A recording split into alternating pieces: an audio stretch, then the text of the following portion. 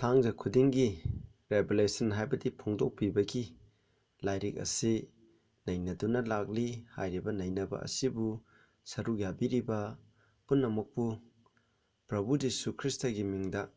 ꯗꯤꯅꯦꯁꯣꯔ ꯑꯦꯂꯥꯡꯕꯝ ꯑꯃꯁꯨꯡ amazing Bible profession ꯃꯤꯅꯤꯁꯇ꯭ꯔꯤꯅ ꯃꯌꯥꯝꯕꯨ ꯇꯔꯥꯝꯅ ꯑꯣꯛꯆꯔꯤ꯫ ꯑꯩꯈꯣꯏꯅ ꯍꯧꯈꯤꯕ ꯍꯞꯇꯥ ꯊꯥꯡꯖ 8 ꯑꯁꯤꯗ ꯑꯩꯈꯣꯏꯅ ꯃꯊꯪ ꯃꯅꯥꯎ ꯅꯥꯏꯅ ꯔꯦꯚꯦꯂꯦꯁꯟ ꯆꯦꯞꯇꯔ 1, 2 ꯑꯃꯁꯨꯡ ꯍꯧꯖꯤꯛ ꯑꯩꯈꯣꯏꯅ 3 ꯑꯁꯤꯗ ꯅꯩꯅꯔꯛꯂꯤ꯫ ꯃꯔꯨꯑꯣꯏꯅ ꯍꯧꯖꯤꯛ ꯆꯠꯊꯔꯤꯕ ꯁꯦꯔꯤꯁ ꯑꯁꯤꯅ 7 ꯆꯔꯆꯦꯁ ꯑꯗꯨꯒꯤ ꯃꯔꯝꯗꯅꯤ꯫ ꯉꯁꯤ ꯑꯩꯈꯣꯏꯅ ꯅꯩꯅꯒꯗꯧꯔꯤꯕ ꯇꯣꯄꯤꯛ ꯑꯁꯤꯅ 3ꯁꯨꯕ church, the church of Philadelphia. Philadelphia ꯆꯔꯆꯇ ꯄ꯭ꯔꯚꯨ ꯖꯤꯁꯨ ꯈ꯭ꯔꯤꯁꯇꯅ ꯄꯤꯈꯤꯕ ꯆꯤꯊꯤ ꯃꯗꯨꯒꯤ ꯃꯦꯁꯦꯖ ꯑꯗꯨꯒꯤ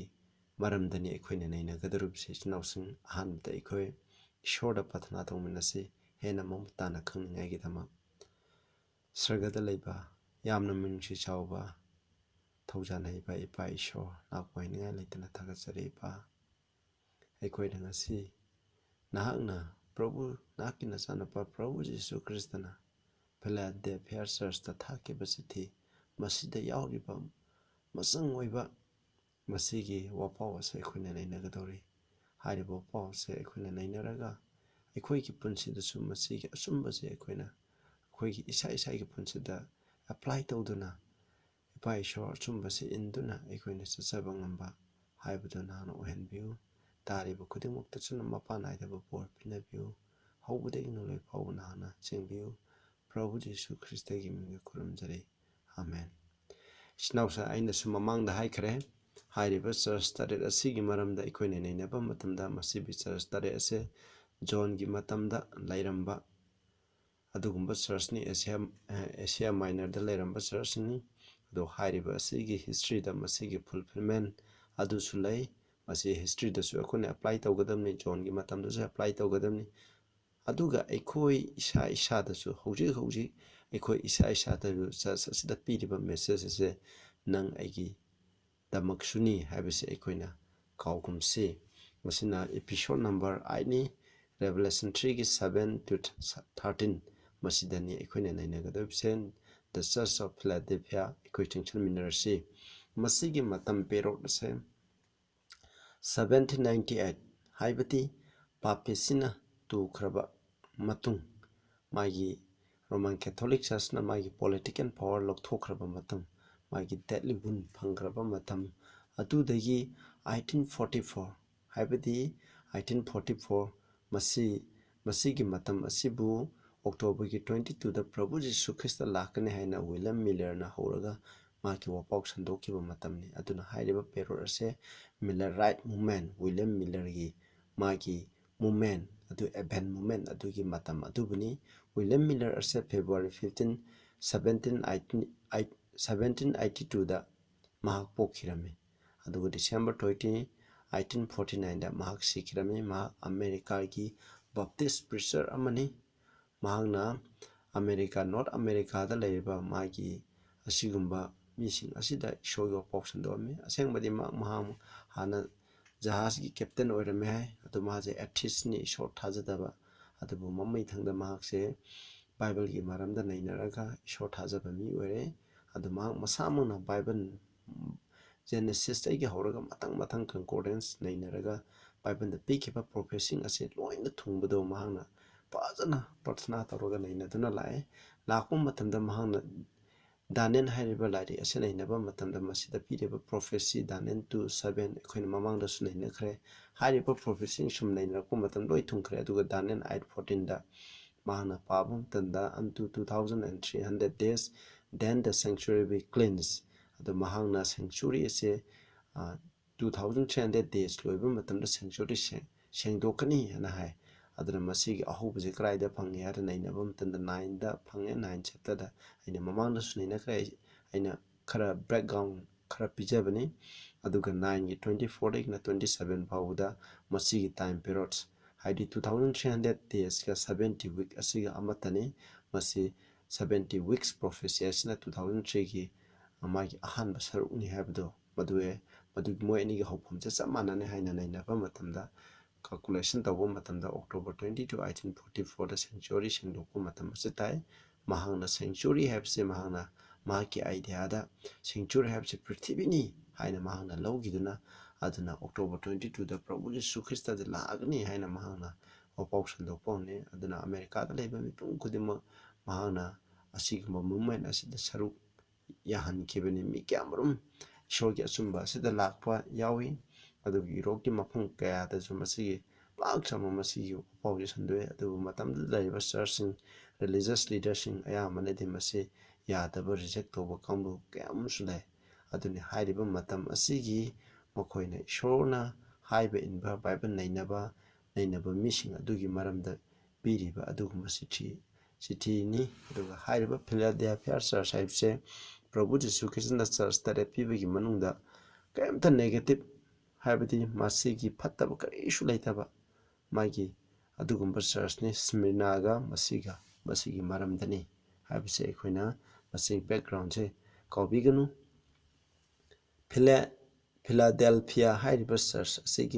masigi meaning di brotherly love haibne haibati aikoi Asian nausing akoigi nungsinaba Christian ki oiba Prabhu Jesu Christa ki oiba akoiba masimana oiba ki nungsibado madu haibane masida hairiba movement asita yauriba Millerai movement da yauriba saminariba khudingma asuki mating mukhoigi marakta nungsine aduga Philadelphia hairiba masigi sahar ase sahar masamsnu masi Asia Minor haibati hojina lairiba Turkey asina lairiba mafam asidani masi aikoina hujik Sardis hairiba akoina mamangi church Sardis asudagi 30 miles chalaga mahaglai masi 138 BC gi mamangda masi lingkhatkibani masi lingkhatkibase kanara lingkhatkibda Attalus to Philadelphus haibadi matamdugi Pergamum gi mabu sasan tawriba adugumba nupa ningthau asina hairiba Philadelphia hairiba church lingkhatkibani aduga aduna maki meaning chu brotherly love haibani maramde maki hairiba nupa asigi maki kind mana yamna thaujan haiba atopa misingbu yamna haksina nungsibado matuda yumpham oibane masini aikoina kaugumse aina su hajakre masigi matam ase aikoina William Miller na ishorgu Bible paraga madudagi phangpa mayam maroina Daniel amsung Revelation gi nainaraga ishorgu wapau sandokpa kanna iho horoppa Prabhu Jesu Christan lakani haina horopagi matam adubuni matam asuda phattaba mi kyamaramsu makoina pungning hongduna ishorgi Bible da nainaraki makoina su mi singda ishorgi wapau sandoktuna lairami makoi amaga mateng pangduna makoigi lei jumu kai leiba mayamse Prabhu laklagani kadi kana rukuni aina yontoktuna ishorgi wapau kanna sandokiba mising aduni adugumba manungni adubu hairibam masi aikoina kaugumse masini aikoi hujik verse 7 da aikoi paba horse magi message se hana Revelation 3:7 And to the angel of the church in Philadelphia write this thing said he that is holy he that is true haide asengba sumba loiriba mahakna Philadelphia church ki dut aduda iri hem he that had the key of David mahakna David ki show adu lei he that open no man shut that mahangna hangdokpado kanamtana lonsanba ngamde mahangna lonsanbado kanamtana hangdokpa ngamde hai masina verse 1 ni masida Christ gi position maki karamba phibamda lei maki masakse karamna makpu masak takpugi haibse akoina yengse masida haise asengba asumba haibni mahakse masida maroina asengba asumba haibdi matam sida mokoigi Millerai movement gi matam asida khalibase karino haiba matanda misingna seran turana haiba lei adubu matam sida Bible na haiba Prabhu Jesu Christna haiba masi mahakna Prabhu Jesu Christna asengbani asumbani haibse ulibani aduga he that had the key of David mangonda David ki show koina makhatana nena kani David ki show haibse karino haidi maki sakti adugumta mangonda lei aingonda loi leibani ko aina he that open aina thong hanglagadi kanana su lomba ngamde aina arang kubam piragadi kanana su loktopa ngamoy aina kana mi amabu thong thingjalagadi arang kubam thong thingjalagadi kana su thingba ngamoy hangtopa ngamoy haibasini ꯑꯗꯨꯒ ꯃꯔꯨꯑꯣꯏꯅ ꯃꯇꯝꯁꯤꯗ ꯑꯩꯈꯣꯏꯅ sanctuaryꯒꯁꯨ ꯃꯁꯤ ꯈꯔ ꯃꯔꯤ ꯂꯩꯅꯩ ꯍꯥꯏꯕꯁꯤꯅꯤ ꯑꯩꯈꯣꯏꯅ ꯉꯁꯤ he that is holy he that is true ꯍꯥꯏꯕꯁꯦ Romans 7:12ꯒꯤ ꯃꯇꯨꯡ ꯏꯟꯅ the law is holy the commandment holy just and good ꯍꯥꯏ ꯏꯁꯣꯔꯒꯤ ꯋꯥꯌꯦꯜ ꯌꯥꯊꯪ ꯇꯔꯥ ꯑꯁꯤ ꯁꯦꯡꯉꯤ ꯑꯗꯨꯒ ꯏꯁꯣꯔꯒꯤ ꯌꯥꯊꯪꯁꯤꯡ ꯑꯁꯤ ꯁꯦꯡꯉꯤ ꯑꯆꯨꯝꯕꯅꯤ ꯑꯃꯁꯨꯡ ꯑꯐꯕꯅꯤ ꯍꯥꯏ ꯃꯁꯤꯅꯤ ꯃꯍꯥꯛꯀꯤ ꯄꯣꯖꯤꯁꯟ ꯃꯁꯤꯗ ꯂꯧꯔꯤꯕ ꯃꯔꯨꯑꯣꯏꯕꯗꯤ ꯃꯁꯤꯅꯤꯀꯣ ꯑꯗꯨꯅ ꯄ꯭ꯔꯚꯨ ꯖꯤꯁꯨ ꯈ꯭ꯔꯤꯁꯇꯁꯦ ꯏꯁꯣꯔꯒꯤ ꯌꯥꯊꯪ ꯄꯨꯝꯅꯃꯛꯄꯨ ꯉꯥꯛꯈꯤꯕ ꯑꯁꯦꯡꯕ ꯑꯆꯨꯝꯕ ꯑꯗꯨꯒꯨꯝꯕ ꯑꯩꯈꯣꯏꯒꯤ ꯀꯟꯕꯤꯕ ꯃꯄꯨꯅꯤ ꯇꯥꯏꯕꯪꯄꯥꯟꯗ ꯂꯥꯛꯄ ꯃꯇꯝꯗ ꯃꯍꯥꯛ ꯃꯤ ꯑꯃꯁꯨꯅꯤ ꯍꯥꯏꯕꯁꯤ ꯑꯩꯈꯣꯏꯅ ꯀꯥꯎꯒꯨꯝꯁꯤ ꯃꯊꯪꯗ ꯗ ꯀꯤ ꯑꯣꯐ ꯗꯦꯕꯤꯠꯀꯤ ꯁꯣ ꯍꯥꯏꯕꯁꯤ ꯀꯔꯤꯅꯣ ꯍꯥꯏꯕꯁꯤ ꯀꯤ ꯍꯥꯏꯕꯁꯤ ꯑꯩꯈꯣꯏꯅ ꯁꯣ ꯍꯥꯏꯕꯁꯤ ꯕꯥꯏꯕꯜꯒꯤ ꯃꯇꯨꯡ ꯏꯟꯅꯗꯤ ꯃꯁꯤ ꯑꯩꯈꯣꯏꯅ ꯁꯛꯇꯤ ꯅꯠꯇ꯭ꯔꯒ ꯏꯉꯝ ꯉꯝꯕꯒꯤ ꯑꯣꯊꯣꯔꯤꯇꯤꯒꯤ ꯑꯗꯨꯒꯨꯝꯕꯒꯤ ꯁꯤꯝꯕꯣꯜ ꯑꯃꯕꯨ ꯑꯩꯈꯣꯏꯅ ꯈꯪꯅꯩ ꯂꯨꯛ 1:30-33 ꯍꯥꯏ ꯑꯗꯨꯅ ꯄ꯭ꯔꯚꯨ ꯖꯤꯁꯨ ꯈ꯭ꯔꯤꯁꯇꯒꯤ ꯃꯔꯝꯗ ꯍꯥꯏꯕꯅꯤ ꯃꯉꯣꯟꯗ ꯍꯥꯏꯗꯤ ꯃꯦꯔꯤꯗ ꯍꯥꯏꯕꯅꯤ ꯃꯉꯣꯟꯗ ꯅꯍꯥꯛ ꯅꯆꯥꯅꯨꯄꯥ ꯄꯣꯛꯀꯅꯤ ꯃꯍꯥꯛꯀꯤ ꯃꯃꯤꯡ ꯖꯤꯖꯁ ꯀꯧꯒꯅꯤ ꯑꯗꯨꯅ ꯃꯉꯣꯟꯗ ꯗꯦꯕꯤꯠꯀꯤ ꯃꯍꯥꯛꯀꯤ ꯃꯄꯥ ꯗꯦꯕꯤꯠꯀꯤ ꯁꯤꯡꯍꯥꯁꯟ ꯑꯗꯨ ꯁꯤꯟꯅꯒꯅꯤ ꯍꯥꯏꯕꯅꯤ ꯁꯤꯡꯍꯥꯁꯟ ꯍꯥꯏꯕꯗꯤ ꯀꯔꯤꯅꯣ ꯍꯥꯏꯕ ꯃꯇꯝꯗ ꯁꯛꯇꯤ ꯍꯥꯏꯕꯅꯤ ꯅꯤꯡꯊꯧꯒꯤ ꯁꯛꯇꯤ ꯑꯗꯨꯕꯨꯅꯤ ꯃꯍꯥꯛꯅ ꯖꯦꯀꯣꯕꯀꯤ ꯍꯥꯏꯗꯤ ꯏꯖꯔꯦꯜꯁꯤꯡꯒꯤ ꯃꯊꯛꯇ ꯂꯣꯝꯕ ꯅꯥꯏꯗꯅ ꯄꯥꯟꯒꯅꯤ ꯃꯍꯥꯛꯀꯤ ꯅꯤꯡꯊꯧ ꯂꯩꯕꯥꯛꯇꯤ ꯂꯣꯏꯕ ꯅꯥꯏꯔꯣꯏ ꯍꯥꯏꯕꯁꯤꯅꯤ ꯑꯗꯨꯅ ꯃꯁꯤꯅ ꯗꯦꯕꯤꯠꯀꯤ ꯁꯣ ꯍꯥꯏꯕꯁꯤꯗꯤ ꯀꯔꯤꯅꯣ ꯍꯥꯏꯔꯀꯥꯟꯗ ꯗꯦꯕꯤꯠꯀꯤ ꯁꯤꯡꯍꯥꯁꯟꯒꯤ ꯃꯥꯒꯤ ꯁꯛꯇꯤ ꯑꯗꯨ ꯃꯉꯣꯟꯗ ꯄꯤꯕꯤꯒꯅꯤ ꯄ꯭ꯔꯚꯨ ꯖꯤꯁꯨ ꯈ꯭ꯔꯤꯁꯇꯅ ꯄꯤꯒꯅꯤ ꯍꯥꯏꯕꯅꯤ ꯃꯦꯊ꯭ꯌꯨ 16:19ꯗꯁꯨ ꯑꯁꯨꯝꯅ ꯍꯥꯏ ꯃꯁꯤꯗ ꯍꯥꯏꯀꯣ I will give unto thee the keys of the kingdom of ꯁꯔꯒꯒꯤ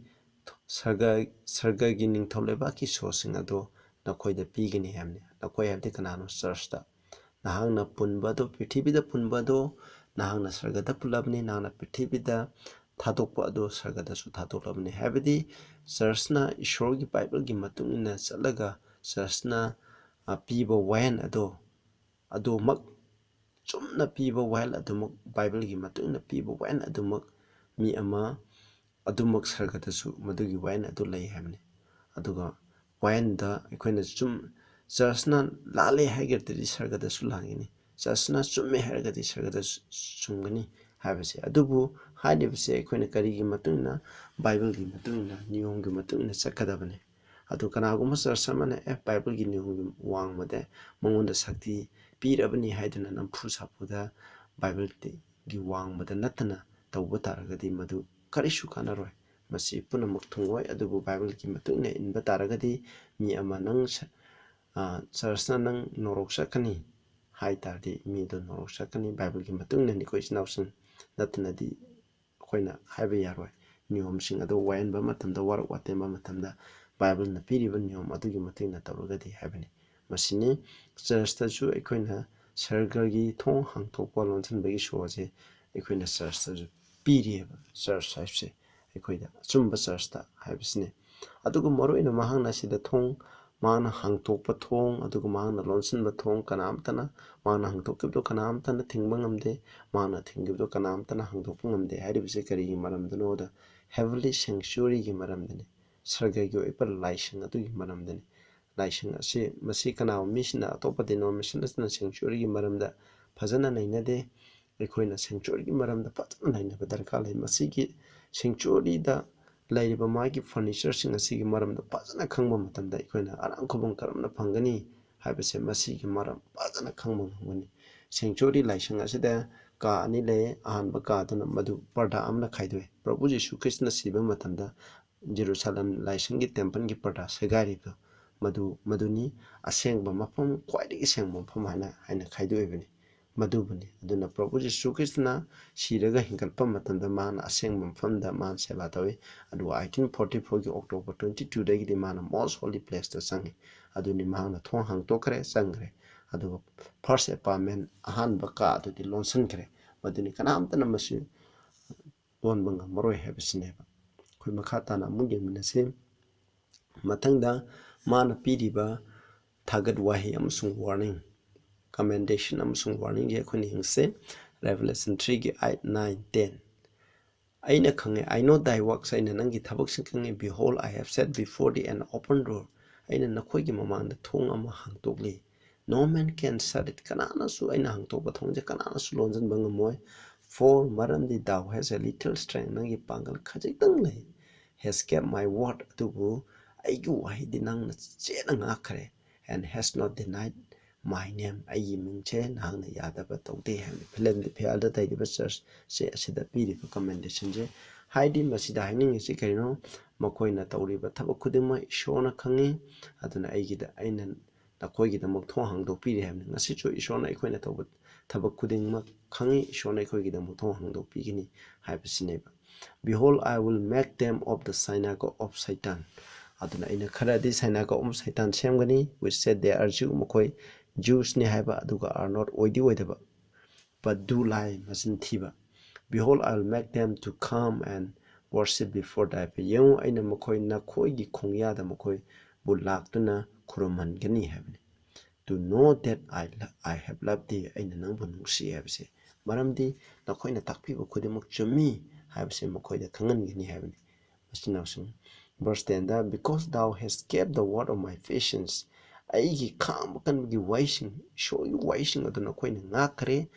I will also keep thee from the hour of temptation aduna maram oiduna nakoibu athembagi chayengi pungpham aduda aina nangbu ngakpi chembigani we shall come upon all the earth masigi chayeng ase prithivida leiriba khudingmakta lakani to try them that dwell upon the earth prithivida leiriba khudingmabu chayengi dama athemba lakliba se aduguma pungpham adudagi aina nakhoibu ngakpigani hamni koi fazana makha tane I know thy works aina nakhoigi thabak khangi hamni Philadelphia leiriba church ki members sing makoina tawriba thaba adu ishona khangi ngasimaksu isnawsung nang aina tawriba thabak se khangi aikoina tawribse afabra phatabra habse ishona mayaksana khangi Hebrew 4:13 da sumna hai mahaki mamangda phongdoktaba phongdokloidaba aikoina khusem amata leite hai punamak adubu pot punamak ase mahaki mamangda naked adi loinamak ui hamne open unto the eyes of him with whom we have to do aikoina kudumak to mahaki mamangda phongi hamne losanba ka issue leite hamne masina hairibidi nang aina tawriba aronba pap aduga phongna tawriba pap migi mamangdagi leithokjanarga apa sasan aduna tawriba apa punamak adu ishwargi mamangdagi phongna khangi hamne sinawsa masini aduna Philadelphia da leiriba church ki mishna tawkiba khudingma afaba mishna tawkiba khudingma adu akoina khangi habse shona aikoina tawbu khudingma loina khangi habse masi kawgumsi akoina thaba ma tawding matan mi ngondagi leitholaga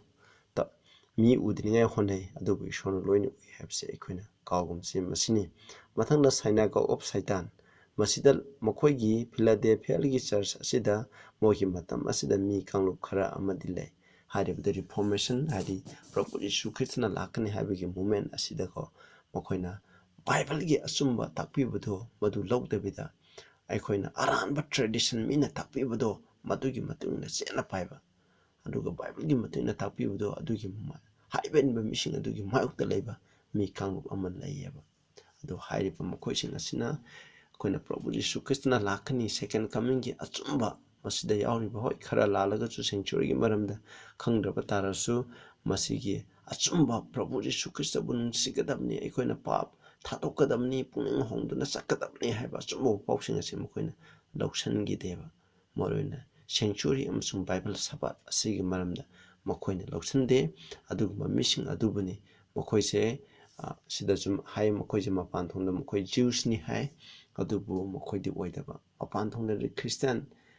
ni haijaba adubu ishogi mengdadi makoije Christian oidaba adu apa sajinangba missing ni habisine an open door hadi koina hangtokpa thong habise koina open door se koina kaigi matamdano hariba matam asidadi 1844 ki matam asidadi kedoye matamda koina Prabhu Yesu Krishna gi ministry je hoji chatharimni most holy place da aikoigi pap sangdokgi thabak se tawribne adugi mamangdadi mana aikoina first apartment da hambagi ka koina holy place habdu sanctuary manungi maduda mana thabak tawribneba aduna 1844 October 22 dagi di mana madugi aikoina first apartment gi ka ado mana thonglon chalaga ani suba haidi most holy place aduda sangbne ꯃꯗꯨꯅꯤ ꯁꯤꯗ ꯑꯩꯅ ꯊꯣꯡ ꯍꯥꯡꯇꯣꯛꯂꯤ ꯍꯥꯏꯕꯁꯦ ꯑꯗꯨꯅ ꯑꯩꯈꯣꯏꯅ ꯊꯣꯡ ꯍꯥꯡꯇꯣꯛꯂꯤꯁꯦ ꯀꯔꯝꯕꯅꯣ most Holi ꯄ꯭ꯂꯦꯁꯀꯤ ꯂꯣꯟꯁꯜꯂꯤꯁꯤꯅ ꯀꯔꯝꯕꯅꯣ ꯑꯗꯨꯅ ꯍꯣꯂꯤ ꯄ꯭ꯂꯦꯁꯀꯤ ꯃꯐꯝꯅꯦꯕ ꯍꯧꯖꯤꯛ ꯊꯣꯡ ꯍꯥꯡꯇꯣꯛꯂꯤ ꯏꯆꯤꯟꯅꯥꯎꯁꯦ ꯅꯪ ꯑꯩꯒꯤꯗꯃꯛꯇꯁꯨ ꯑꯔꯥꯝ ꯈꯨꯕꯝꯒꯤꯗꯃꯛ ꯊꯣꯡ ꯆꯥꯎꯅ ꯍꯥꯡꯇꯣꯛꯂꯤ ꯃꯔꯝꯗꯤ ꯍꯧꯖꯤꯛ ꯄ꯭ꯔꯚꯨꯅ ꯑꯩꯈꯣꯏꯒꯤꯗꯃꯛ ꯍꯥꯏꯖꯔꯤꯕ ꯃꯇꯝ ꯑꯁꯤꯗ ꯑꯩꯈꯣꯏꯅ ꯐꯅ ꯐꯠꯇꯕ ꯄꯥꯞ ꯃꯌꯥꯝ ꯇꯧꯔꯝꯕ ꯇꯥꯔꯕꯁꯨ ꯍꯧꯖꯤꯛꯃꯛ ꯑꯩꯈꯣꯏꯅ ꯄ꯭ꯔꯚꯨꯒꯤ ꯃꯐꯝꯗ ꯆꯪꯂꯒ ꯑꯩꯒꯤ ꯄꯥꯞ ꯈꯨꯗꯤꯡꯃꯛꯀ ꯂꯣꯏꯅꯅ ꯃꯍꯥꯛꯀꯤ ꯃꯈꯣꯡꯗ ꯇꯨꯖꯔꯒ ꯍꯥꯏꯖꯕ ꯃꯇꯝꯗ ꯑꯩꯈꯣꯏꯒꯤ ꯄꯥꯞ ꯀꯣꯛꯄꯤꯒꯅꯤ ꯃꯍꯥꯛꯀꯤ ꯏꯅ ꯆꯥꯝꯊꯣꯛꯄꯤꯒꯅꯤ ꯆꯥꯝꯊꯣꯛꯄꯤꯕꯗ ꯅꯠꯇꯅ ꯄꯥꯞ ꯀꯣꯛꯄꯤꯕꯗ ꯅꯠꯇꯅ ꯑꯩꯈꯣꯏꯅ ꯑꯁꯦꯡꯕ ꯄꯨꯟꯁꯤ ꯍꯤꯡꯅꯤꯡꯉꯥꯏꯒꯤ ꯊꯧꯖꯥꯜ ꯒ꯭ꯔꯦꯁ ꯑꯁꯤ ꯃꯍꯥꯛꯅ ꯄꯤꯕꯤꯒꯅꯤ ꯑꯗꯨꯒ ꯄ꯭ꯔꯚꯨꯒ ꯂꯣꯏꯅꯅ ꯑꯩꯈꯣꯏꯅ ꯑꯅꯧꯕ ꯃꯤ ꯑꯃ ꯍꯥꯏꯕꯗꯣ ꯍꯤꯡꯕ ꯉꯝꯕꯒꯤ ꯁꯛꯇꯤ ꯑꯗꯨ ꯂꯩꯔꯤ ꯍꯧꯖꯤꯛ ꯅꯪ ꯑꯩꯒꯤ ꯑꯔꯥꯟ ꯈꯨꯕꯝꯒꯤ ꯃꯇꯝ ꯂꯩꯅꯤ ꯏꯆꯤꯟꯅꯥꯎꯁꯤꯡ ꯑꯩꯈꯣꯏꯅ ꯍꯥꯏꯔꯤꯕ ꯑꯁꯤꯒꯤꯗꯃꯛ ꯑꯩꯈꯣꯏꯅ ꯄ꯭ꯔꯚꯨꯗ ꯍꯔꯥꯎꯁꯤ ꯃꯉꯣꯟꯗ ꯆꯪꯖꯁꯤ ꯍꯥꯏꯕꯅꯤ I will also keep thee from the hour of temptation ꯑꯊꯦꯝꯕꯒꯤ ꯄꯨꯡꯐꯝꯗꯒꯤ ꯅꯈꯣꯏꯕꯨ ꯉꯥꯛ ꯍꯥꯏꯔꯤꯕ ꯃꯇꯝ ꯑꯁꯤꯗ ꯃꯣꯏꯒꯤ ꯋꯤꯂꯤꯌꯝ ꯃꯤꯂꯔꯒꯤ ꯃꯇꯝ ꯃꯈꯣꯏꯒꯤ ꯃꯇꯝ ꯑꯁꯤꯒꯤ ꯑꯊꯦꯝꯕꯁꯤ ꯀꯔꯤꯅꯣ ꯍꯥꯏꯀꯥꯟꯗ ꯇꯁꯦꯡꯅꯕꯨ ꯄ꯭ꯔꯚꯨ ꯌꯤꯁꯨ ꯈ꯭ꯔꯤꯁꯇꯕꯨ ꯑꯣꯛꯇꯣꯕꯔ 22ꯗ ꯂꯥꯛꯀꯗ꯭ꯔꯥ ꯂꯥꯛꯑꯣꯏꯗ꯭ꯔꯥ ꯍꯥꯏꯕꯒꯤ ꯆꯃꯝꯅꯕ ꯆꯥꯌꯦꯡ ꯑꯩꯈꯣꯏꯁꯦ ꯄꯨꯛꯅꯤꯡ ꯍꯣꯡꯒꯗ꯭ꯔꯥ ꯍꯣꯡꯂꯣꯏꯗ꯭ꯔꯥ ꯍꯥꯏꯕꯒꯤ ꯆꯥꯌꯦꯡ ꯀꯌꯥꯃꯔꯨꯝ ꯃꯈꯣꯏꯅ ꯊꯦꯡꯅꯩꯑꯕ ꯃꯤꯁꯤꯡ ꯁꯤꯅꯥꯎꯁꯤꯡ ꯑꯗꯨꯅꯤ ꯑꯗꯨꯕꯨ ꯍꯥꯏꯔꯤꯕ ꯑꯁꯦꯡꯕ ꯒ꯭ꯔꯦꯠ ꯑꯦꯚꯦꯟ ꯃꯨꯃꯦꯟꯠ ꯑꯁꯤꯗ ꯁꯔꯨꯛ ꯌꯥꯔꯤꯕ ꯊꯋꯥꯏ ꯌꯥꯎꯅ ꯌꯥꯎꯔꯤꯕ ꯂꯨꯆꯤꯡꯂꯤꯕꯁꯤꯡ ꯑꯗꯣ ꯃꯈꯣꯏꯗ ꯌꯥꯝꯅ ꯐꯦꯠꯐꯨꯜ ꯑꯣꯏꯕ ꯏꯁꯣꯔꯅ ꯍꯥꯏꯕ ꯃꯤꯁꯤꯡꯅꯦꯕ ꯃꯈꯣꯏꯅ ꯏꯁꯣꯔꯒꯤ ꯋꯥꯍꯩꯁꯤꯡ ꯑꯗꯣ ꯃꯈꯣꯏꯅ ꯈꯪꯖꯕ ꯃꯈꯣꯏꯗ ꯏꯁꯣꯔꯅ ꯄꯤꯕꯤꯈꯤꯕ ꯒ꯭ꯌꯥꯟ ꯑꯗꯨꯒꯤ ꯃꯇꯨꯡꯏꯟꯅ ꯃꯈꯣꯏꯅ ꯏꯟꯗꯨꯅ ꯆꯠꯂꯦꯕ ꯑꯗꯨꯒ 2 Peter 2:9ꯗꯁꯨ ꯍꯥꯏ ꯏꯁꯣꯔꯅ ꯙꯔꯃ ꯆꯦꯟꯕ ꯃꯤꯁꯤꯡꯁꯦ ꯑꯊꯦꯝꯕꯗꯒꯤ ꯀꯃꯥꯏꯅ ꯉꯥꯛꯊꯣꯛꯀꯅꯤ ꯍꯥꯏꯕꯁꯤ ꯃꯍꯥꯛꯅ ꯈꯪꯉꯤ ꯍꯥꯏ ꯑꯗꯨꯒ ꯁꯦꯡꯗꯕ ꯃꯤꯁꯤꯡ ꯑꯗꯨꯅ ꯗꯟꯗꯤꯒꯤꯗꯃꯛ ꯃꯈꯥꯅ ꯔꯤꯖꯥꯔꯚ ꯇꯧꯗꯨꯅ ꯐꯩ ꯑꯩꯈꯣꯏ ꯀꯔꯤꯁꯨ ꯋꯥꯅꯤꯡꯉꯥꯏ ꯂꯩꯇꯦ ꯑꯩꯈꯣꯏꯅ ꯕꯥꯏꯕꯜꯅ ꯍꯥꯏꯕ ꯏꯁꯣꯔꯅ ꯍꯥꯏꯕ ꯏꯜꯂꯒꯗꯤ ꯑꯩꯈꯣꯏꯗ ꯂꯥꯛꯄ ꯑꯊꯦꯝꯕ ꯈꯨꯗꯤꯡꯃꯛ ꯄ꯭ꯔꯚꯨ ꯖꯤꯁꯨ ꯈ꯭ꯔꯤꯁꯇꯒꯤ ꯃꯄꯥꯟꯅ ꯂꯣꯏꯅꯃꯛ ꯑꯩꯈꯣꯏꯅ ꯈꯨꯗꯨꯝ ꯆꯟꯕ ꯉꯝꯒꯅꯤ ꯍꯥꯏꯕꯁꯦ ꯑꯩꯈꯣꯏꯅ ꯀꯥꯎꯒꯨꯝꯁꯤ ꯑꯩꯈꯣꯏꯅ ꯃꯊꯪꯗ ꯄ꯭ꯔꯣꯃꯤꯁ ꯑꯃꯨꯛ ꯃꯍꯥꯛꯅ ꯄꯤꯔꯤꯕ ꯄ꯭ꯔꯣꯃꯤꯁꯁꯦ ꯀꯔꯤꯅꯣ ꯍꯥꯏꯕꯁꯦ ꯑꯩꯈꯣꯏ ꯌꯦꯡꯁꯜꯂꯁꯤ Behold, I come quickly ꯑꯩ ꯊꯨꯅ ꯂꯥꯛꯅꯤ hold fast that which thou hast ꯅꯪꯉꯣꯟꯗ ꯍꯧꯖꯤꯛ ꯂꯩꯔꯤꯕ ꯅꯪꯒꯤ ꯊꯥꯖꯕ ꯅꯪꯒꯤ ꯑꯆꯨꯝꯕꯗꯣ ꯆꯦꯠꯅ ꯄꯥꯏꯌꯨ that no man take thy crown ꯅꯪꯒꯤ ꯂꯨꯍꯨꯞꯇꯣ ꯀꯅꯥꯝꯇꯅ ꯂꯧꯈꯤꯗꯅꯕ ꯍꯥꯏꯕꯅꯤ ꯃꯁꯤ ꯃꯈꯣꯏꯗ ꯄꯤꯕ ꯃꯦꯁꯦꯖꯅꯤ ꯏꯆꯤꯟꯅꯥꯎꯁꯥ ꯑꯩꯈꯣꯏꯗꯁꯨ ꯍꯧꯖꯤꯛ ꯄ꯭ꯔꯚꯨ ꯖꯤꯁꯨ ꯈ꯭ꯔꯤꯁꯇꯅ ꯊꯨꯅ ꯂꯥꯛꯂꯤ ꯑꯩꯈꯣꯏꯁꯨ ꯕꯥꯏꯕꯜꯒꯤ ꯑꯆꯨꯝꯕꯁꯤ ꯆꯦꯠꯅ ꯄꯥꯏꯗꯨꯅ ꯕꯥꯏꯕꯜꯅ ꯇꯥꯛꯄꯤꯕ ꯑꯆꯨꯝꯕꯁꯤꯒꯤ ꯃꯇꯨꯡꯏꯟꯅ ꯑꯩꯈꯣꯏꯅ ꯆꯠꯇꯨꯅ ꯂꯩꯔꯁꯦ ꯑꯗꯨ ꯑꯣꯏꯇꯥꯔꯗꯤ ꯅꯪ ꯑꯩꯒꯤꯗꯃꯛ ꯂꯨꯍꯨꯞ ꯏꯁꯣꯔꯅ ꯔꯤꯖꯥꯔꯚ ꯇꯧꯔꯤꯕ ꯂꯨꯍꯨꯞꯁꯦ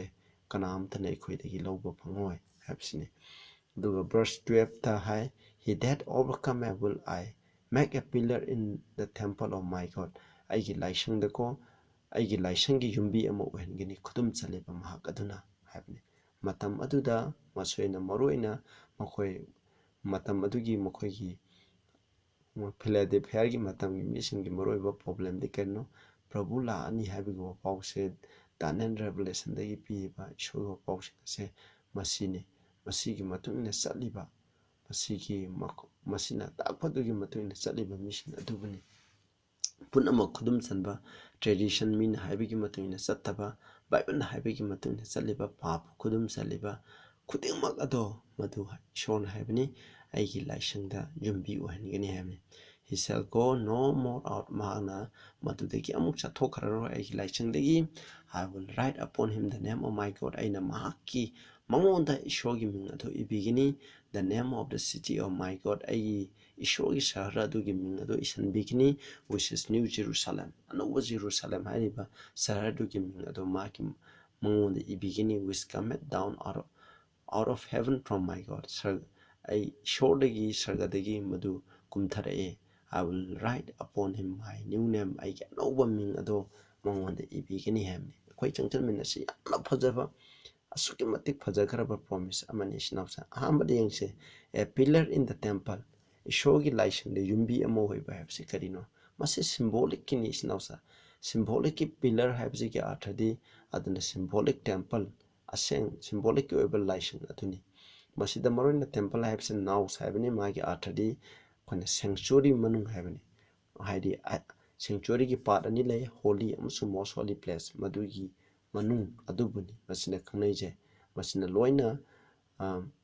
ꯑꯗꯨꯒ ꯃꯥꯒꯤ ꯕꯤꯜꯗꯤꯡ ꯄꯨꯝꯅꯃꯛ ꯑꯗꯨꯒ ꯃꯔꯤ ꯂꯩꯅꯕ ꯅꯠꯇꯦ ꯑꯗꯨꯅ ꯍꯥꯏꯔꯤꯕꯗꯤ ꯃꯁꯤꯒꯤ ꯄ꯭ꯔꯣꯃꯤꯁꯇꯤ ꯀꯩꯅꯣ ꯍꯥꯏꯕ ꯃꯇꯝꯗ ꯑꯩꯈꯣꯏ ꯏꯁꯣꯔꯒꯤ ꯄ꯭ꯔꯖꯦꯟꯁꯇ ꯍꯥꯏꯗꯤ ꯁꯦꯡꯆꯨꯔꯤ ꯃꯅꯨꯡ ꯑꯁꯤꯗ ꯏꯁꯣꯔꯅ ꯄ꯭ꯔꯖꯦꯟꯁ ꯂꯩꯔꯤꯕꯅꯤ ꯑꯗꯨꯅ ꯏꯁꯣꯔꯒꯤ ꯄ꯭ꯔꯖꯦꯟꯁꯇ ꯅꯈꯣꯏ ꯈꯨꯗꯨꯝ ꯆꯠꯂꯤꯕ ꯃꯈꯣꯏ ꯑꯗꯣ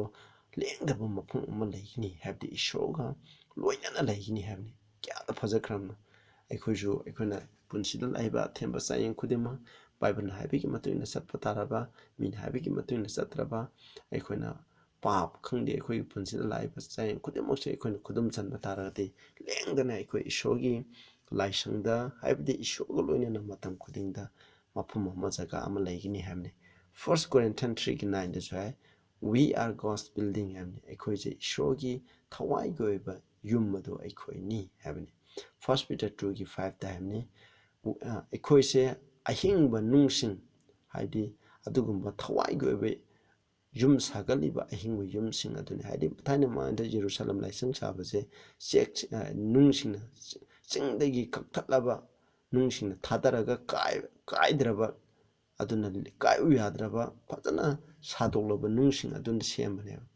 ꯑꯗꯨꯅꯤ ꯑꯗꯨꯒꯨꯝꯅ ꯑꯩꯈꯣꯏꯁꯨꯅꯤ ꯍꯥꯏꯅꯤ ꯆꯤꯡꯊꯛꯇꯒꯤ ꯊꯥꯗꯔꯛꯄ ꯃꯇꯝꯗ ꯍꯥꯏꯕꯗꯤ ꯑꯩꯈꯣꯏꯁꯨ ꯑꯩꯈꯣꯏꯒꯤ ꯄꯨꯟꯁꯤꯗ ꯆꯤꯡꯊꯛꯇꯒꯤ ꯑꯉꯝꯕꯗꯒꯤ ꯊꯥꯗꯔꯛꯄ ꯃꯇꯝꯗ ꯌꯩꯈꯥꯏ ꯊꯤꯡꯒꯥꯏꯕ ꯃꯊꯪ ꯑꯣꯟꯊꯔꯛꯄ ꯃꯇꯝꯗ ꯍꯥꯏꯕꯗꯤ ꯑꯩꯈꯣꯏꯒꯤ ꯄꯨꯟꯁꯤꯗ ꯆꯌꯦꯡ ꯀꯌꯥꯃꯔꯨꯝ ꯂꯥꯛꯄ ꯃꯇꯝꯗ ꯑꯊꯦꯝꯕ ꯈꯨꯗꯤꯡꯃꯛꯄꯨ ꯃꯥꯌꯣꯛꯅꯗꯨꯅ ꯂꯥꯛꯄ ꯃꯇꯝꯗ ꯑꯩꯈꯣꯏꯒꯤ ꯄꯨꯟꯁꯤꯁꯦ ꯇꯨꯗ꯭ꯔꯕ ꯂꯩꯈꯥ ꯇꯥꯗ꯭ꯔꯕ ꯃꯇꯝ ꯆꯦꯠꯅ ꯑꯗꯨꯝ ꯈꯣꯡꯄꯨꯝ ꯆꯦꯠꯅ ꯂꯩꯈ꯭ꯔꯕ ꯍꯥꯏꯕꯅꯤ ꯑꯗꯨꯒꯨꯝꯕ ꯂꯝꯆꯠ ꯑꯗꯨꯅ ꯑꯣꯏꯕ ꯇꯥꯔꯗꯤ ꯑꯩꯈꯣꯏꯁꯨ ꯏꯁꯣꯔꯒꯤ ꯑꯗꯨꯒꯨꯝꯕ ꯊꯋꯥꯏꯒꯤ ꯑꯣꯏꯕ ꯌꯨꯝ ꯑꯗꯨꯗ ꯑꯩꯈꯣꯏ ꯌꯥꯎꯒꯅꯤ ꯃꯁꯤ ꯈꯨꯗꯤꯡꯃꯛ ꯑꯩꯈꯣꯏꯅ ꯌꯥꯎꯒꯗꯕꯅꯤ ꯍꯥꯏꯕꯅꯤ ꯑꯩꯈꯣꯏꯅ ꯁꯤꯗ ꯁꯝꯖꯤꯜꯂꯁꯤ ꯏꯆꯤꯟ ꯏꯅꯥꯎꯁꯤꯡ ꯌꯥꯝ ꯑꯦꯛꯁꯄ꯭ꯂꯦꯟ ꯇꯧꯅꯤꯡꯉꯥꯏꯗꯤ ꯂꯩ ꯃꯇꯝ ꯂꯩꯇꯕꯅ ꯃꯔꯝ ꯑꯣꯏꯗꯨꯅ ꯒꯣ ꯅꯣ ꯃꯣꯔ ꯑꯥꯎꯠ ꯍꯥꯏꯕꯗꯤ ꯍꯥꯏꯔꯤꯕ ꯂꯥꯏꯁꯪ ꯑꯁꯤꯗꯒꯤ ꯅꯈꯣꯏ ꯆꯠꯊꯣꯛꯑꯔꯣꯏ ꯍꯥꯏꯕꯗꯤ ꯍꯥꯏꯕꯒꯤ ꯑꯔꯊꯗꯤ ꯑꯩꯈꯣꯏꯅ ꯄ꯭ꯔꯚꯨ ꯖꯤꯁꯨ ꯈ꯭ꯔꯤꯁꯇ ꯑꯃꯁꯨꯡ ꯃꯍꯥꯛꯀꯤ ꯑꯆꯨꯝꯕ ꯑꯗꯨꯗ ꯑꯩꯈꯣꯏꯅ ꯆꯦꯠꯅ ꯄ꯭ꯔꯤꯊꯤꯕꯤ ꯑꯁꯤꯗ ꯑꯩꯈꯣꯏꯅ ꯆꯦꯠꯅ ꯄꯥꯏꯕ ꯇꯥꯔꯒꯗꯤ ꯍꯌꯦꯡ ꯁꯔꯒꯗ ꯃꯍꯥꯛꯀ ꯃꯇꯝ ꯈꯨꯗꯤꯡꯃꯛꯀꯤ ꯑꯣꯏꯅ ꯂꯩꯃꯤꯟꯅꯒꯅꯤ ꯍꯥꯏꯗꯤ ꯑꯩꯈꯣꯏꯅ ꯄꯥꯞ ꯇꯧꯗꯨꯅ ꯑꯩꯈꯣꯏꯅ ꯆꯠꯊꯣꯛꯈꯤꯕ ꯍꯥꯏꯕꯗꯣ ꯂꯩꯔꯔꯣꯏ ꯍꯥꯏꯕꯁꯤꯅꯤ ꯃꯊꯪꯗ ꯅꯦꯝ ꯑꯣꯐ ꯃꯥꯏ ꯒꯣꯗ ꯏꯁꯣꯔꯒꯤ ꯃꯤꯡ ꯑꯩꯒꯤ ꯏꯁꯣꯔꯒꯤ ꯃꯤꯡ ꯍꯥꯏꯕꯁꯦ ꯃꯁꯤꯒꯤ ꯃꯔꯝꯗ ꯏꯁꯣꯔꯒꯤ ꯃꯤꯡ ꯍꯥꯏꯕꯁꯤꯅ ꯀꯔꯤꯕꯨ ꯈꯪꯅꯩ ꯍꯥꯏꯕꯁꯦ ꯑꯩꯈꯣꯏꯅ ꯌꯦꯡꯁꯤ ꯅꯈꯣꯏ ꯐꯖꯅ ꯗꯤꯇꯦꯜ ꯄꯥꯕꯤꯌꯨ ꯑꯩ ꯌꯥꯝ ꯆꯪꯖꯔꯔꯣꯏ ꯑꯦꯛꯁꯣꯗꯁ 33:18-19ꯗ ꯍꯥꯏ ꯃꯣꯖꯦꯁꯅ ꯏꯁꯣꯔ ꯍꯥꯏ ꯏꯁꯣꯔ ꯅꯍꯥꯛꯀꯤ ꯅꯇꯤꯛꯅ ꯉꯥꯅꯗꯣ ꯑꯩꯉꯣꯟꯗ ꯎꯠꯄꯤꯌꯨ ꯍꯥꯏ ꯚꯔꯁ 19ꯗ ꯍꯥꯏ ꯑꯩꯅ ꯅꯪꯒꯤ ꯃꯃꯥꯡꯗ ꯈ꯭ꯋꯥꯏꯒꯤ ꯑꯐꯕ ꯈꯨꯗꯤꯡꯃꯛꯇꯣ ꯑꯩꯅ ꯅꯪꯒꯤ ꯃꯃꯥꯡꯗ ꯎꯠꯀꯅꯤ ꯑꯗꯨꯒ ꯑꯩꯅ ꯏꯁꯣꯔꯒꯤ ꯃꯄꯨ ꯏꯕꯨꯡꯉꯣ ꯗ ꯅꯦꯝ ꯑꯣꯐ ꯗ ꯂꯣꯔꯗ ꯍꯥꯏꯕꯅꯤ ꯏꯁꯣꯔꯒꯤ ꯃꯤꯡ ꯑꯗꯨ ꯑꯩꯅ ꯅꯍꯥꯛꯀꯤ ꯅꯃꯥꯡꯗ ꯂꯥꯎꯒꯅꯤ ꯍꯥꯏꯕꯅꯤ ꯃꯁꯤꯗ ꯍꯥꯏ ꯑꯩ ꯃꯈꯥꯗꯤ ꯆꯠꯊꯔꯔꯣꯏ ꯑꯗꯨꯒ ꯑꯦꯛꯁꯣꯗꯁ 34:5-6ꯗꯁꯨ ꯑꯁꯨꯝꯅ ꯍꯥꯏ ꯑꯁꯨꯝꯅ ꯃꯣꯖꯦꯁꯇ ꯏꯁꯣꯔꯅ ꯍꯥꯏ ꯗ ꯂꯣꯔꯗ descended in the cloud stood with him there ꯃꯥꯅ ꯂꯩꯆꯤꯟꯗ ꯀꯨꯝꯊꯔꯦ ꯑꯗꯨꯒ ꯃꯍꯥꯛꯀ ꯃꯐꯝ ꯑꯗꯨꯗ ꯂꯦꯞꯄꯝꯃꯤ and proclaim the name of the Lord ꯏꯁꯣꯔꯒꯤ ꯃꯤꯡꯗꯣ ꯃꯍꯥꯛꯅ ꯂꯥꯎꯊꯣꯛꯏ ꯍꯥꯏ ꯑꯗꯨꯒ verse 6 high The Lord passed by before him and proclaimed ꯏꯁꯣꯔꯅ ꯃꯍꯥꯛꯀꯤ ꯃꯃꯥꯡꯗ ꯆꯠꯂꯦ ꯑꯗꯨꯒ ꯃꯍꯥꯛꯀꯤ ꯃꯤꯡꯗꯣ ꯂꯥꯎꯊꯣꯛꯑꯦ The Lord God merciful and gracious ꯃꯤꯅꯨꯡꯁꯤ ꯆꯥꯎꯕ ꯊꯧꯖꯥꯟꯅꯕ long suffering ꯑꯋꯥ ꯑꯅꯥ ꯈꯪꯕꯤꯕ abundant and goodness and truth ꯑꯐꯕ ꯑꯃꯁꯨꯡ ꯑꯆꯨꯝꯕꯗ ꯃꯔꯥꯡ ꯀꯥꯏꯅꯕ keeping mercy for thousands ꯃꯤ ꯂꯤꯁꯤꯡ ꯀꯌꯥꯗꯒꯤꯗ ꯃꯤꯅꯨꯡꯁꯤ ꯎꯠꯄꯤꯔꯤꯕ ꯃꯈꯣꯏꯒꯤ ꯄꯥꯞ ꯃꯈꯣꯏꯅ ꯇꯧꯈꯤꯕ ꯈꯨꯗꯤꯡꯃꯛꯄꯨ ꯀꯣꯛꯄꯤꯕ ꯍꯥꯏꯕꯅꯤ ꯃꯁꯤꯗ ꯄꯜꯂꯤꯕꯁꯦ ꯀꯔꯤꯅꯣ ꯃꯤꯅꯨꯡꯁꯤ ꯆꯥꯎꯕ ꯑꯆꯨꯝꯕ ꯑꯐꯕꯗ ꯄꯤꯛ ꯊꯟꯕ ꯑꯈꯥꯡ ꯀꯟꯕ ꯑꯗꯨꯒ ꯑꯩꯈꯣꯏꯒꯤ ꯄꯥꯞ ꯀꯣꯛꯄꯤ ꯍꯩꯕ ꯃꯁꯤꯅ ꯄꯜꯂꯤꯕꯁꯦ ꯃꯁꯤꯅ ꯇꯥꯛꯂꯤꯕꯁꯦ ꯀꯔꯤꯅꯣ ꯍꯥꯏꯕ ꯃꯇꯝꯗ ꯃꯍꯥꯛꯀꯤ ꯂꯝꯆꯠ ꯑꯗꯨꯕꯨꯅꯤ ꯏꯆꯤꯟꯅꯥꯎꯁꯥ ꯑꯗꯨꯅ ꯑꯩꯈꯣꯏꯅ ꯕꯥꯏꯕꯜꯗꯒꯤ ꯑꯩꯈꯣꯏꯅ ꯈꯪꯒꯗꯕꯗꯤ ꯏꯁꯣꯔꯒꯤ ꯃꯤꯡ ꯍꯥꯏꯕꯁꯤꯅ ꯀꯔꯤꯕꯨ ꯈꯪꯅꯩ ꯍꯥꯏꯕ ꯃꯇꯝꯗ ꯏꯁꯣꯔꯒꯤ ꯂꯝꯆꯠ ꯑꯗꯨꯕꯨ ꯈꯪꯅꯩ ꯍꯥꯏꯕꯅꯤ ꯑꯗꯨꯅ ꯃꯁꯤꯒꯤ ꯑꯩꯈꯣꯏꯅ ꯈꯨꯗꯨꯝ ꯆꯟꯕ ꯇꯥꯔꯒꯗꯤ ꯏꯁꯣꯔꯒꯤ ꯂꯝꯆꯠ ꯈ꯭ꯔꯤꯁꯇꯒꯤ ꯂꯝꯆꯠ ꯑꯁꯨꯛꯀꯤ ꯃꯇꯤꯛ ꯃꯤꯅꯨꯡꯁꯤ ꯆꯥꯎꯕ ꯃꯍꯥꯛꯄꯨ ꯍꯥꯠꯄ ꯃꯤꯁꯤꯡꯒꯤꯗꯃꯛ ꯄ꯭ꯔꯊꯅꯥ ꯇꯧꯕꯤꯕ ꯉꯝꯕ ꯌꯦꯡꯅꯕꯁꯤꯡꯕꯨ ꯅꯨꯡꯁꯤꯕ ꯍꯩꯕ ꯆꯪꯖꯔꯛꯄ ꯈꯨꯗꯤꯡꯃꯛꯄꯨ ꯇꯥꯟꯊꯣꯛꯄꯤꯗꯕ ꯑꯁꯨꯛꯀꯤ ꯃꯇꯤꯛ ꯅꯨꯡꯁꯤꯕꯅ ꯄꯤꯛ ꯊꯟꯕ ꯑꯗꯨꯒꯨꯝꯕ ꯄ꯭ꯔꯚꯨ ꯖꯤꯁꯨ ꯈ꯭ꯔꯤꯁꯇꯒꯤ ꯂꯝꯆꯠ ꯑꯗꯣ ꯃꯗꯨ ꯂꯩꯒꯅꯤ ꯍꯥꯏꯕ ꯑꯩꯈꯣꯏꯅ ꯈꯨꯗꯨꯝ ꯆꯜꯂꯒꯗꯤ ꯑꯗꯨꯒꯨꯝꯕ ꯂꯝꯆꯠ ꯑꯗꯣ ꯍꯥꯏꯔꯤꯕ ꯑꯩꯈꯣꯏꯗꯁꯨ ꯐꯤꯂꯤꯄꯤꯌꯥꯒꯤ ꯆꯔꯆꯀꯤ ꯃꯤꯁꯤꯡꯅ ꯎꯠꯈꯤꯕꯒꯨꯝꯅ ꯑꯩꯈꯣꯏꯁꯨ ꯎꯠꯀꯅꯤ ꯍꯥꯏꯕꯅꯤ ꯅꯦꯝ ꯑꯣꯐ ꯗ ꯁꯤꯇꯤ ꯑꯗꯨꯅ ꯍꯥꯏꯔꯤꯕ ꯁꯍꯔ ꯖꯦꯔꯨꯁꯥꯂꯦꯝ ꯁꯤꯇꯤ ꯑꯁꯤꯒꯤ ꯃꯃꯤꯡ ꯍꯥꯏꯕꯅꯤ ꯍꯥꯏꯗꯤ ꯍꯥꯏꯕ ꯏꯟꯕ ꯅꯣꯔꯛꯄ ꯏꯁꯣꯔꯒꯤ ꯃꯆꯥꯁꯤꯡꯁꯦ ꯅ꯭ꯌꯨ ꯖꯦꯔꯨꯁꯥꯂꯦꯝꯒꯤ ꯁꯤꯇꯤꯖꯦꯟ ꯑꯃ ꯑꯣꯏꯅ ꯑꯩꯈꯣꯏꯁꯦ ꯃꯤꯡ ꯆꯟꯒꯅꯦꯕ ꯍꯥꯏꯔꯤꯕ ꯃꯐꯝ ꯑꯗꯨꯗ ꯑꯩꯈꯣꯏ ꯅꯣꯡꯃꯗꯤ ꯁꯣꯏꯗꯅ ꯖꯒꯥ ꯐꯪꯒꯅꯤ ꯏꯆꯤꯟꯅꯥꯎꯁꯤꯡ ꯑꯩꯈꯣꯏ ꯏꯁꯣꯔꯅ ꯍꯥꯏꯕ ꯏꯜꯁꯦ ꯕꯥꯏꯕꯜꯅ ꯍꯥꯏꯕ ꯏꯜꯁꯦ ꯑꯗꯨꯏꯗꯤ ꯖꯒꯥ ꯐꯪꯒꯅꯤ ꯍꯥꯏꯕꯅꯤ ꯍꯥꯏꯔꯤꯕ ꯃꯐꯝ ꯑꯗꯨꯗꯗꯤ ꯏꯁꯣꯔꯒꯤ ꯁꯤꯡꯍꯥꯁꯟ ꯌꯥꯎ ꯃꯆꯥ ꯑꯗꯨꯒ ꯂꯣꯏꯅꯅ ꯑꯩꯈꯣꯏꯅ ꯃꯇꯝ ꯈꯨꯗꯤꯡꯗ ꯂꯩꯒꯅꯤ ꯑꯩꯈꯣꯏꯅ ꯃꯍꯥꯛꯀꯤ ꯃꯅꯥꯏꯁꯤꯡ ꯑꯣꯏꯗꯨꯅ ꯃꯍꯥꯛꯄꯨ ꯁꯦꯕꯥ ꯇꯧꯒꯅꯤ ꯑꯩꯈꯣꯏꯅ ꯏꯁꯣꯔꯒ ꯃꯥꯏꯒ ꯎꯅꯒꯅꯤ ꯑꯗꯨꯅ ꯃꯍꯥꯛꯀꯤ ꯃꯤꯡ ꯍꯥꯏꯕꯁꯦ ꯃꯈꯣꯏꯒꯤ ꯂꯥꯏꯕꯛꯇ ꯑꯩꯈꯣꯏꯒꯤ ꯂꯥꯏꯕꯛꯇ ꯃꯇꯝ ꯈꯨꯗꯤꯡꯃꯛꯀꯤ ꯏꯕꯤꯒꯅꯤ ꯍꯥꯏꯅ ꯔꯦꯚꯦꯂꯦꯁꯟ 22ꯒꯤ 3-4ꯗ ꯍꯥꯏ ꯑꯗꯨꯅ ꯑꯩꯈꯣꯏꯁꯨ ꯏꯁꯣꯔꯒꯤ ꯃꯤꯡ ꯑꯩꯈꯣꯏꯒꯤ ꯂꯥꯏꯕꯛꯇ ꯏꯕꯤꯕ ꯍꯥꯏꯕꯗꯤ ꯑꯩꯈꯣꯏ ꯏꯁꯣꯔꯒꯤ ꯂꯝꯆꯠ ꯑꯗꯨ ꯑꯩꯈꯣꯏꯒꯤ ꯄꯨꯟꯁꯤꯗ ꯃꯄꯨꯡ ꯐꯥꯅ ꯐꯪꯒꯅꯤ ꯍꯥꯏꯕꯅꯤ ꯑꯗꯨꯅ ꯐꯤꯂꯥꯗꯦꯜꯐꯤꯌꯥ ꯆꯔꯆꯇ ꯄꯤꯔꯤꯕ ꯏꯁꯣꯔꯒꯤ ꯃꯔꯨꯑꯣꯏꯕ ꯋꯥꯐꯥꯎꯗꯤ ꯏꯆꯤꯟꯅꯥꯎꯁꯥ ꯃꯁꯤꯅꯤ ꯑꯩꯈꯣꯏ ꯏꯁꯣꯔꯅ ꯍꯥꯏꯕ ꯏꯟꯁꯤ ꯉꯁꯤꯃꯛꯁꯨ ꯍꯣꯏ ꯍꯥꯏꯔꯤꯕꯁꯦ ꯋꯤꯂꯤꯌꯝ ꯃꯤꯂꯔꯒꯤ ꯃꯇꯝꯗ ꯊꯨꯡꯈ꯭ꯔꯦ ꯑꯗꯨꯒ ꯊꯨꯡꯈ꯭ꯔꯦ ꯑꯗꯨꯒ ꯍꯧꯖꯤꯛ ꯑꯩꯈꯣꯏꯒꯤ ꯃꯇꯝꯗꯁꯨ ꯅꯉꯥꯏꯒꯤ ꯄꯨꯟꯁꯤꯗꯁꯨ ꯊꯨꯡꯕ ꯌꯥꯏ ꯐꯤꯂꯥꯗꯦꯜꯐꯤꯌꯥꯗ ꯄꯤꯔꯤꯕ ꯆꯔꯆꯀꯤ ꯋꯥꯁꯛ ꯑꯁꯤ ꯅꯪ ꯑꯩꯒꯤꯗꯃꯛꯁꯨ ꯑꯩꯈꯣꯏꯁꯨ ꯑꯩꯈꯣꯏꯒꯤ ꯄꯨꯟꯁꯤꯗ ꯂꯥꯛꯏꯕ ꯈꯨꯗꯨꯝ ꯆꯜ ꯑꯁꯦ ꯃꯤꯅ ꯍꯥꯏꯕ ꯏꯟꯒꯗ꯭ꯔꯥ ꯕꯥꯏꯕꯜꯅ ꯍꯥꯏꯕ ꯏꯟꯒꯗ꯭ꯔꯥ ꯄꯥꯁꯇꯔꯅ ꯍꯥꯏꯕ ꯏꯟꯒꯗ꯭ꯔꯥ ꯍꯥꯏꯕꯒꯤ ꯑꯩꯈꯣꯏꯗ ꯆꯥꯌꯦꯡ ꯀꯌꯥꯃꯔꯨꯝ ꯂꯩ ꯑꯔꯣꯏꯕ ꯃꯇꯝꯗ ꯍꯤꯡꯂꯤꯕ ꯑꯩꯈꯣꯏ ꯑꯁꯦ ꯀꯅꯥꯒꯤ ꯃꯈꯥ ꯄꯣꯟꯗꯨꯅ ꯍꯤꯡꯒꯅꯤ ꯍꯥꯏꯕ ꯃꯇꯝꯗ ꯑꯩꯈꯣꯏ ꯃꯤꯅ ꯍꯥꯏꯕ ꯋꯥ ꯇꯥꯕꯒꯤ ꯃꯇꯝ ꯅꯠꯇ꯭ꯔꯦ ꯏꯆꯤꯟꯅꯥꯎꯁꯥ ꯃꯤꯅ ꯍꯥꯏꯕ ꯇꯥꯔꯒꯁꯨ ꯑꯩꯈꯣꯏꯅ ꯕꯥꯏꯕꯜꯒꯤ ꯃꯇꯨꯡ ꯏꯟꯅ ꯑꯩꯈꯣꯏꯅ ꯕꯥꯏꯕꯜꯗ ꯏꯈ꯭ꯔꯕ ꯖꯦꯅꯦꯁꯤꯁꯇꯒꯤꯅ ꯔꯦꯚꯦꯂꯦꯁꯟ ꯐꯥꯎꯕꯗ ꯐꯣꯡꯗꯣꯛꯄꯤꯈ꯭ꯔꯕ ꯏꯁꯣꯔꯒꯤ ꯑꯐꯕ ꯋꯥꯍꯩꯁꯤꯡ ꯑꯁꯦ ꯃꯁꯤꯒꯤ ꯋꯥꯍꯩꯁꯤꯡ ꯑꯁꯦ ꯏꯟꯗꯨꯅ ꯄ꯭ꯔꯚꯨ ꯖꯤꯁꯨ ꯈ꯭ꯔꯤꯁꯇ ꯑꯩꯉꯣꯟꯗ ꯆꯪꯗꯨꯅ ꯏꯟꯕ ꯑꯗꯨ ꯈꯛꯇꯒꯤ ꯃꯄꯥꯟꯅ ꯑꯩꯈꯣꯏꯅ ꯑꯔꯣꯏꯕꯒꯤ ꯄ꯭ꯔꯤꯊꯤꯕꯤꯗ ꯂꯥꯛꯏꯕ ꯑꯆꯧꯕ ꯅꯝꯊꯥꯛ ꯀꯌꯥꯃꯔꯨꯝ ꯂꯥꯛꯏꯕ ꯄ꯭ꯔꯚꯨ ꯖꯤꯁꯨ ꯈ꯭ꯔꯤꯁꯇ ꯂꯥꯛꯇ꯭ꯔꯤꯉꯩ ꯃꯃꯥꯡꯗ ꯐꯣꯜꯁ ꯈ꯭ꯔꯥꯏꯁ ꯀꯌꯥꯃꯔꯨꯝ ꯂꯥꯛꯀꯅꯤ ꯃꯤ ꯀꯌꯥꯃꯔꯨꯝ ꯅꯝꯊꯥꯛ ꯇꯧꯒꯅꯤ ꯍꯥꯏꯕꯁꯦ ꯑꯗꯨꯒꯨꯝꯕ ꯑꯗꯨꯗꯒꯤ ꯑꯩꯈꯣꯏ ꯀꯟꯊꯣꯛꯄ ꯉꯝꯒꯅꯤ ꯄꯨꯝꯅꯃꯛ ꯀꯟꯊꯣꯛꯄ ꯇꯥꯔꯒꯗꯤ ꯏꯁꯣꯔꯒꯤ ꯃꯤꯡ ꯑꯗꯨ ꯑꯩꯈꯣꯏꯒꯤ ꯂꯥꯏꯕꯛꯇ ꯏꯕꯤꯒꯅꯤ ꯍꯥꯏꯕꯅꯤ ꯇꯥꯕꯤꯔꯤꯕ ꯃꯌꯥꯝ ꯈꯨꯗꯤꯡꯃꯛ ꯏꯁꯣꯔꯅ ꯕꯣꯔ ꯄꯤꯕ ꯑꯣꯏꯁꯅꯨ ꯃꯊꯪꯒꯤ ꯊꯥꯡꯖꯗ ꯑꯃꯨꯛ ꯎꯅꯔꯁꯤ ꯍꯥꯏꯔꯤꯕ ꯑꯆꯨꯝꯕꯁꯦ ꯅꯈꯣꯏꯒꯤ ꯃꯔꯨꯞ ꯃꯄꯥꯡꯁꯤꯡ ꯆꯔꯆ ꯃꯦꯝꯕꯔꯁꯤꯡꯗ ꯃꯁꯤ ꯈꯔ ꯁꯤꯌꯔ ꯇꯧꯕꯤꯌꯨ ꯑꯗꯨꯒ ꯑꯩꯒꯤ ꯆꯦꯅꯦꯜ ꯑꯁꯤꯕꯨꯁꯨ ꯁꯕꯁꯀ꯭ꯔꯥꯏꯕ ꯇꯧꯍꯟꯕꯤꯌꯨ ꯄ꯭ꯔꯊꯅꯥ ꯇꯧꯃꯤꯟꯅꯁꯤ ꯁꯔꯒꯗ ꯂꯩꯕ ꯏꯄꯥ ꯌꯥꯝ ꯊꯥꯒꯠꯆꯔꯤ ꯑꯩꯈꯣꯏꯅ ꯍꯧꯖꯤꯛ ꯐꯤꯂꯥꯗꯦꯜꯐꯤꯌꯥꯗ ꯒꯤ ꯆꯔꯆꯇ ꯄꯤꯈꯤꯕ ꯑꯐꯕ ꯄꯥꯎ ꯑꯁꯤꯒꯤ ꯃꯔꯝꯗ ꯑꯩꯈꯣꯏꯅ ꯇꯝꯈ꯭ꯔꯦ ꯃꯁꯤꯃ ꯏꯄꯥ ꯑꯩꯈꯣꯏ ꯄꯥꯞ ꯆꯦꯜꯂꯕ ꯅꯅꯥꯏ ꯑꯩꯈꯣꯏ ꯈꯨꯗꯤꯡꯗꯁꯨ ꯅꯍꯥꯛꯅ ꯄꯤꯕꯤꯕ ꯋꯥꯁꯛ ꯄꯤꯕꯅꯤ ꯍꯥꯏꯕꯁꯤ ꯑꯩꯈꯣꯏꯅ ꯀꯥꯎꯍꯟꯕꯤꯒꯅꯨ ꯇꯥꯔꯤꯕ ꯈꯨꯗꯤꯡꯗ ꯕꯣꯔ ꯄꯤꯅꯕꯤꯌꯨ ꯍꯦꯟꯅ ꯅꯍꯥꯛꯀꯤ ꯑꯆꯨꯝꯕꯁꯤ ꯏꯜꯂꯒ ꯍꯦꯟꯅ ꯅꯍꯥꯛꯀꯤ ꯂꯝꯆꯠ ꯔꯤꯐ꯭ꯂꯦꯛ ꯇꯧꯕ ꯉꯝꯍꯟꯕꯤꯌꯨ ꯄ꯭ꯔꯚꯨ ꯌꯤꯁꯨꯒꯤ ꯃꯤꯡꯗ ꯈꯨꯔꯨꯝꯖꯔꯤ ꯑꯥꯃꯦꯟ